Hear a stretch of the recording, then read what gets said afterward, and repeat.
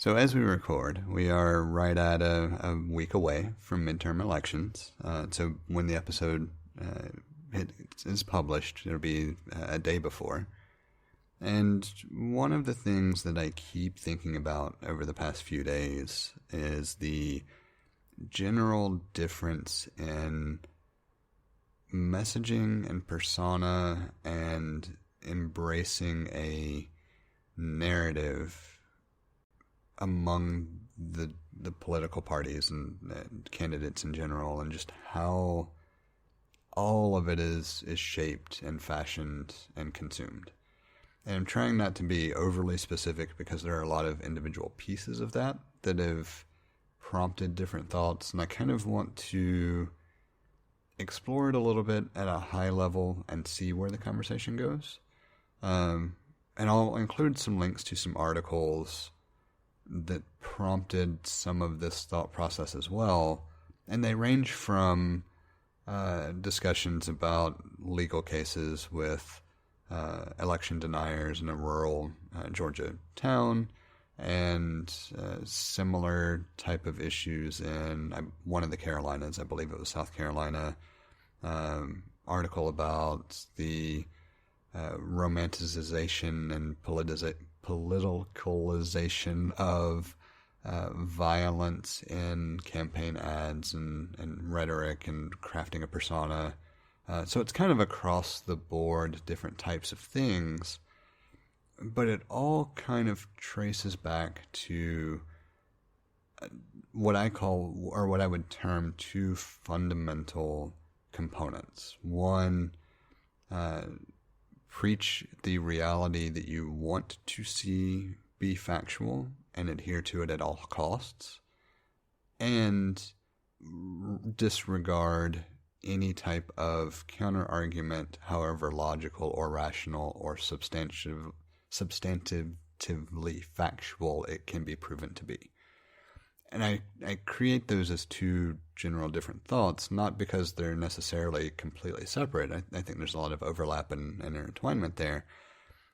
But depending on which article or which narrative you look at, some are very much rooted in, this is the reality I want you to believe, and so I'm going to keep harping on this over and over and over, and there's no attempt at modification or rebuttal or response. It's just reiterating the same thing, very, very consistently. And the other is maybe attempting to refute things, but not truly, more either deflection or kind of sidestepping a comment and making another statement. Just some act that does at least convey the appearance of response to an input, as opposed to the dogmatic reiteration of the same thing, if that makes sense. And so those things are drastically important to call out in any arena.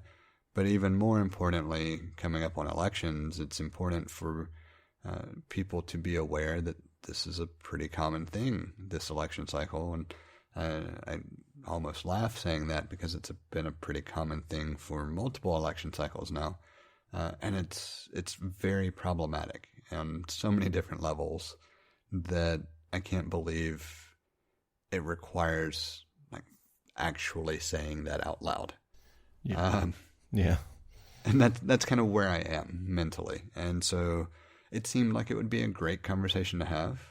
It might be a couple of statements and so full of ridiculousness that we're just done. And in that case, this will be a great short show that somebody could listen to as they're getting ready in the morning. But it could also spur who knows what kind of conversation. So that's what I thought would be great to bring to the table and kind of see where the conversation goes. The whole thing, the way a certain group of folks are approaching elections now, it feels very heads I win, tails you lose.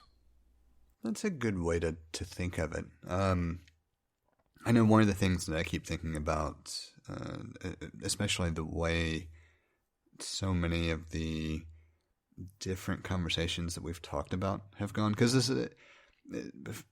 this is where it gets difficult and tricky. This same argument applies to everything that has been spoken about within a political sphere in any way, right? So part of what's difficult is we could say the arguments on critical race theory or transgendered individuals and supportive care and gender affirming care and same-sex marriage. I mean, like, take your pick. It doesn't matter. Anything that has entered any kind of political debate has been treated the same general way. And so it's really tough to say, all right, ignore the specific topics. Let's talk about the actual communication mechanism itself for a little bit and help illustrate how to see through it and how to call it out and make people accountable for not attempting to actually be a decent human being. But it also feels like that doesn't do it justice. And so I'm stuck between this idea of trying to hone in on what it is certain groups of people are doing and call them out for it, as opposed to just saying almost everything you're hearing out of different specific sources is so ridiculously full of erroneous information that I don't understand how you're still listening to them.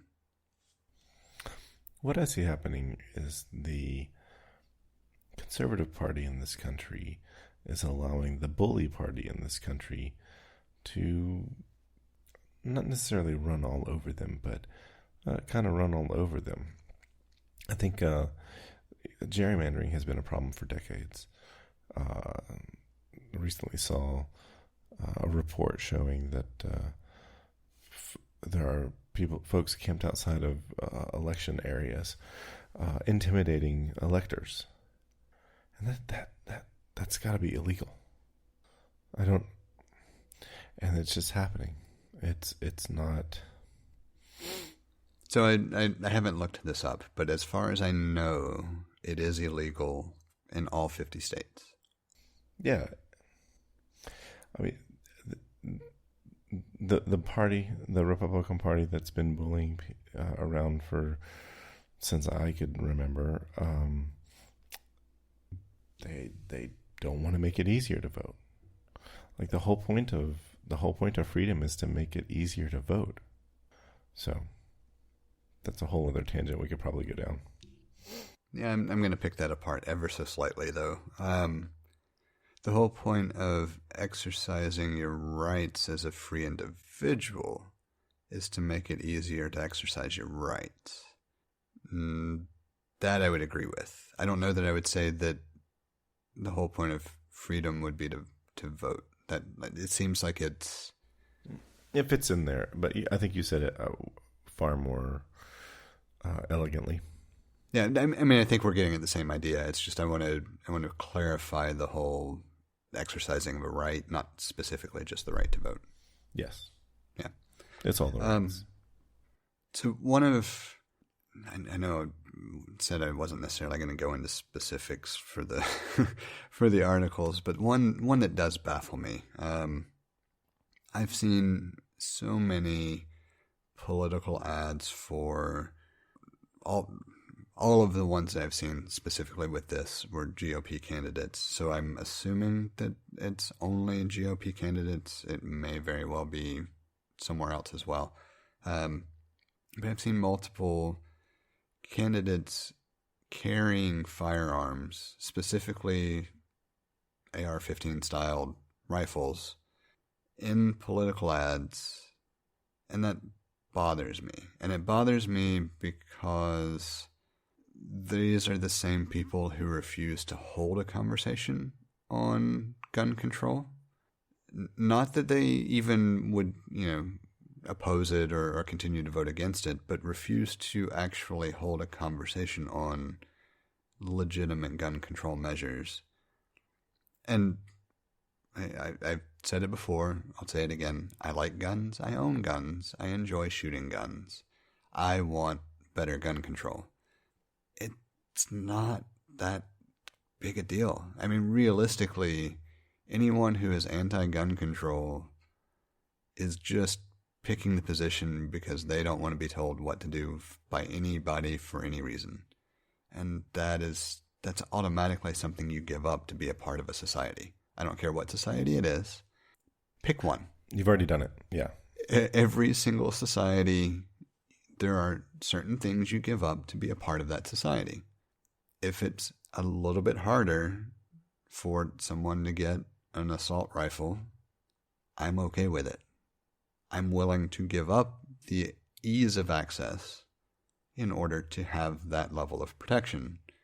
Because statistically, I would much rather those people who have been perpetrating specific crimes have reduced access to assault rifles.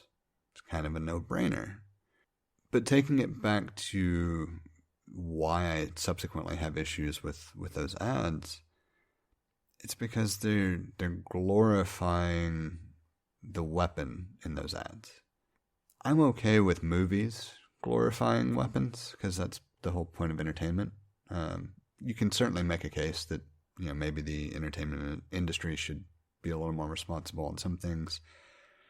I tend to kind of disagree. Entertainment's entertainment. We can probably do an actual full episode on that. But when it comes to political ads that are doing nothing but creating entertainment, that's when I have a problem. Because the whole point of the political ad should be to provide some factual basis for a platform or factual basis for refuting someone else's views and why you would be the better candidate. At this point, honestly, just ban political ads. We don't need them. That sounds very anti-First Amendment. I'm okay with it at this point. No, I have yet to see a political ad that is rooted in truth and honesty, and that I think is part of the problem. Oh, yeah. I guess realistically, that's my core issue. Nothing that I have seen from most candidates actually resembles truth or honesty. Yeah, if you listen to some of the candidates that are getting the most airtime, like Marjorie Taylor Greene and Lauren Boebert and now Herschel Walker, they are saying, I mean, you hear them hit all the buzzwords. I recently saw a video of Representative Greene, and she realized that she missed the opportunity to say Nancy Pelosi because typically I expect the constituents that show up to her speaking events are think Nancy Pelosi is evil. I mean, they're not entirely wrong, but I don't think anybody in Congress is that. Well, maybe, I don't know. I don't want to say nobody. I don't want to make absolute statements here.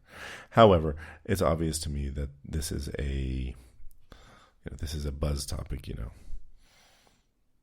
and so it's you got to hit all the right words to make everybody feel the feels, and it doesn't really matter what what you're saying is based in reality or fact, because sorry, go ahead. That is the dynamic we see here. I knew there was something that I was trying to put my finger on that I couldn't, and it was bugging me quite a bit, and I finally realized what it was. So when I started off, I was talking about the two kind of categories that I would lump the general statements in.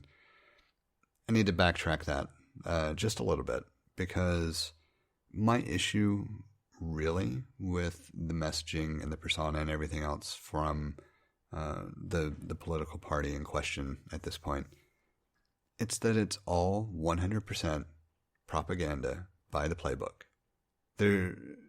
What is propaganda? Should we actually provide the definition, or do we think everyone should know really what it is at this point? I expect everybody knows, but it doesn't hurt to say it. Without looking it up, propaganda would be material designed to create an emotional response, specifically targeting a desired reaction. Could also be just consistently attempting to craft a specific narrative, not necessarily based on factual information. Most successful propaganda will have a grain of truth to it. Yeah, I like put it that way. I looked up propaganda on looks like it's a Wikipedia entry, but it's propaganda is communication that is primarily used to influence or persuade an audience to further an agenda, which may not be objective and may be selectively presenting facts to encourage a particular synthesis or perception, or using loaded language to produce an emotional rather than rational response to the information being presented. So I was pretty spot on with my definition. Yeah. And that's what bothers me. Like it's not even. I think right there, like the select. You mentioned some of it's based in truth, and it's like selecting certain facts that support the narrative that you want to folks to believe. That fits right in. Yeah, and it's even beyond that.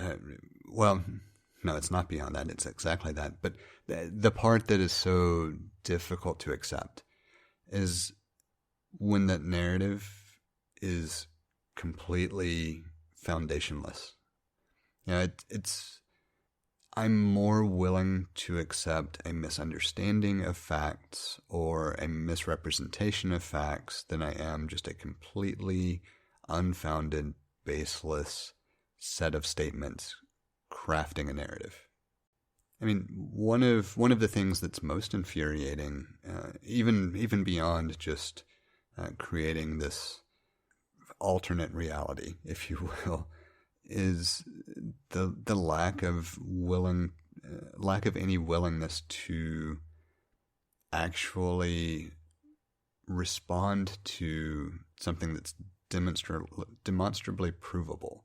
For example, one of the articles that I'll include was also talking about how in many of the, I think it said all, but I'll say many of the contested races, no GOP candidate was willing to denounce Alex Jones for it's slander, I think, in that particular use case regarding the Sandy Hook tragedy.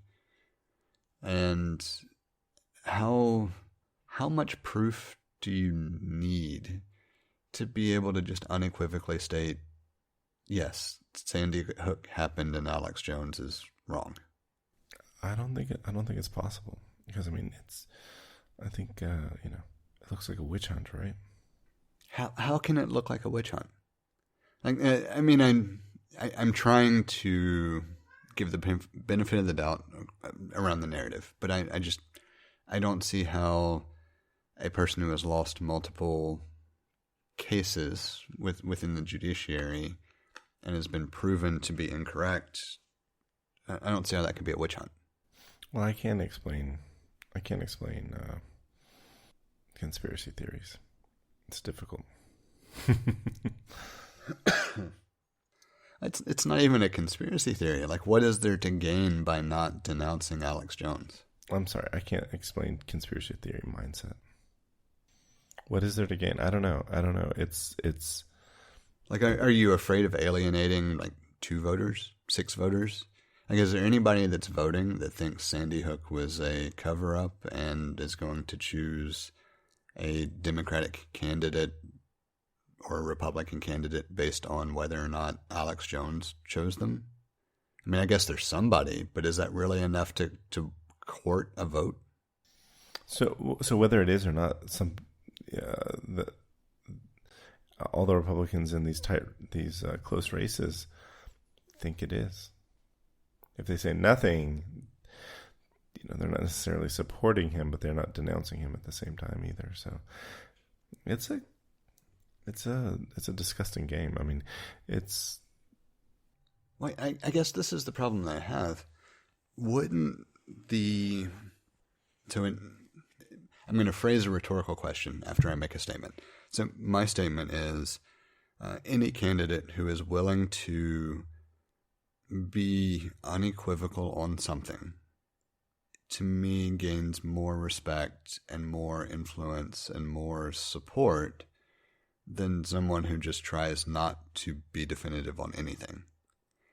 So wouldn't it make more sense to pick a topic and make a stand on that topic? And in fairness, maybe Alex Jones is not a big enough topic to make a stand on. It's fine. But if your entire topic and stand is election fraud, which seems to be the case for a lot of these races, I don't know. I guess maybe I am asking for that. And I'm just shocked and appalled at how many people on the general public side believe it. I think you would be shocked. I think I'd be shocked.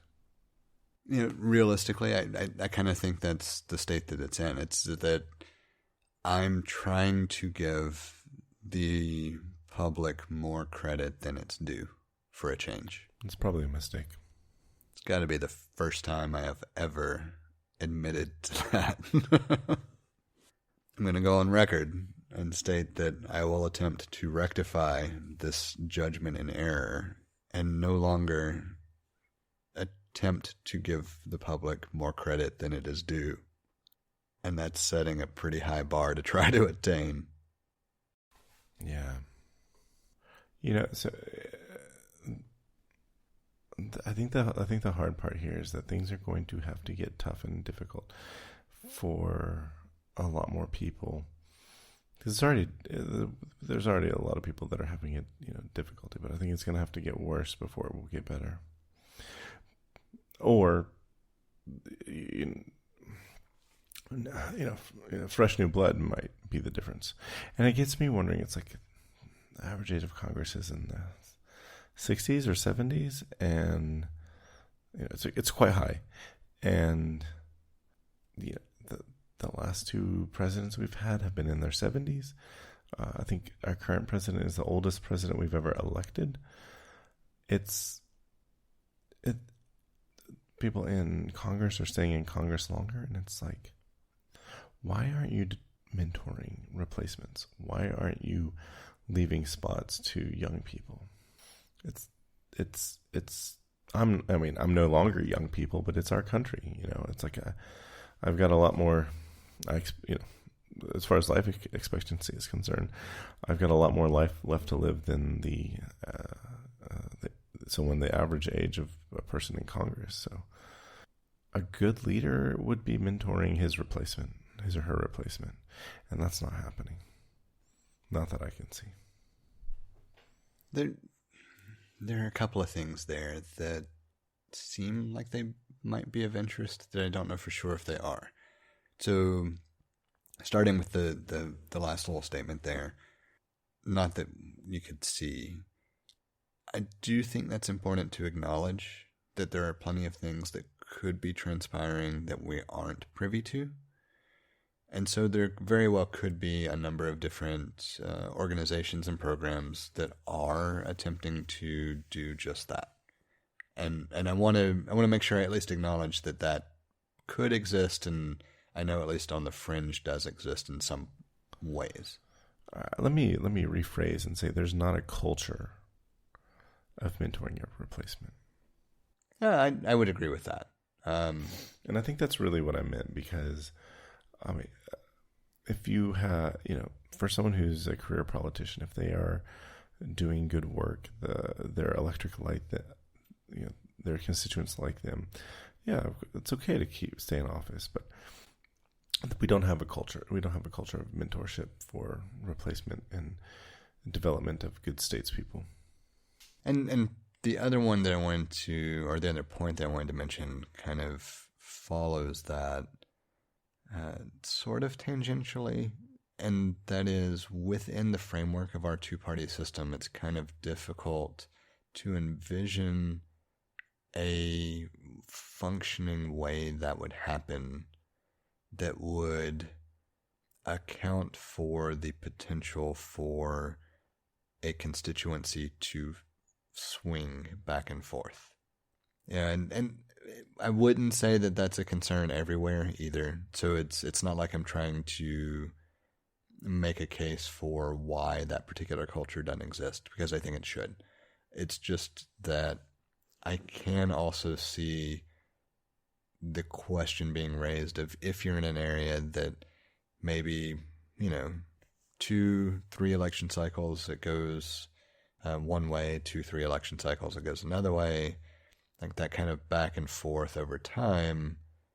If your mentorship or general mentoring program is also based on same party political affiliation, maybe that's part of why we haven't seen it. But I think that's the wrong way to look at it. Because I think unequivocally, part of the problem in this country is that we have two parties who are just fucked up, plain and simple. Right. They're just, opposed to each other. Well, I take that back. They are opposed to each other on Twitter, but their voting records maybe 50-75% the same.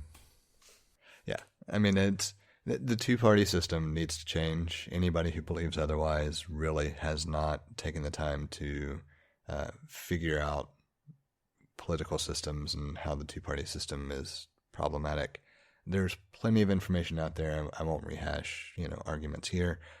All that just to say that if I summarize as the two-party system is just kind of fucked up, that's where it's driven from. If we get a request, we can go into more detail.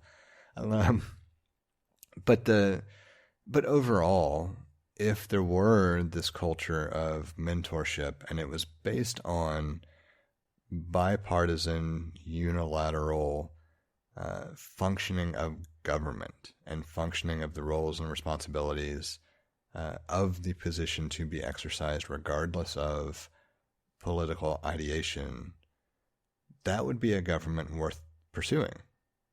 And that would be a program worth pursuing. And it would, I think, make a huge change in what we see currently, because you would have people wanting to be involved regardless of political party affiliation, that were brought up to see what it means to be engaged in the act of politics, and how that doesn't mean I win, you lose, or I lose, you win.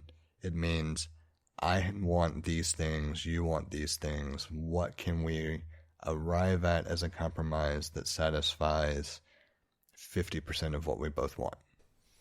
Right, and right now we have people in there who's like, well, our only goal is to not let you do anything.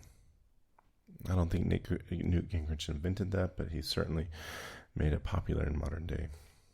Yeah, he's the first one that I could think to as well, and I'm sure it happened before. That's my thought. It's like he's the guy who repopulated, or at least is attributed to it in our lifetimes. And I can't help but think this has been a potential problematic point from the onset.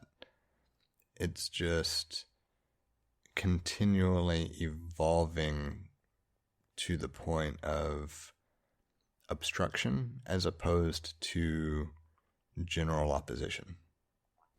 Absolutely. It's absolutely obstructionism. What do? You vote them out. You register to vote and you go vote. Yes. Go vote tomorrow.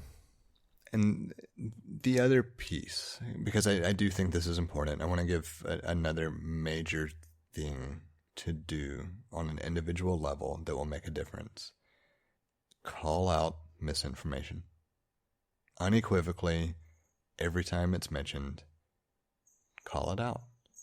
The only way to combat misinformation is to bring attention to it. That's a very good point. And people are going to get tired of hearing it. I know I'm tired of doing it as well. But quite frankly, that's how we got to where we are. Yeah, that's true. People just, call it out. Do it in a friendly way. Do it in a bold way. It's up to you. Is there any misinformation you want to call out right now? Probably, but at this point I'm distracted. I'm assuming you can hear the bell. I'm trying to get the cat to quit playing with it at the moment so I can finish recording, but I actually don't know for sure that I have anything specific to call out either. My call out is, just because you say that you had an election stolen from you doesn't mean you did. And if you can't provide any evidence of proof, any evidence of proof of it, then you didn't. You didn't have it stolen. It's okay. We can move on. So actually, I do think I have a little bit of calling out, if you will, of people in general. I can't believe I have to actually say this phrase out loud, but I'm going to take it kind of slow, and let's make sure it makes sense. If you make an allegation, you must support that allegation with data. It is for a court to determine whether that data is relevant or factual. But if you don't supply data for your allegation doesn't mean shit. We have a number of different ways set up for you to get in touch with us to provide feedback, ask questions, or just comment in about something we've discussed. You can hit us up on Twitter or Instagram at untitled_hosts, or shoot an email over to untitled.hosts@gmail.com. Or get in touch directly with Jesse at jthart.com, or get in touch with me, John, via telepathy. If you would like to support our work or are interested in listening to our new after-show feed, head over to patreon.com/theUntitledPodcast and take a look at the options we have set up. Thank you for listening. We hope you've enjoyed the show. And we hope to connect with more of you as we continue this journey. That's a wrap.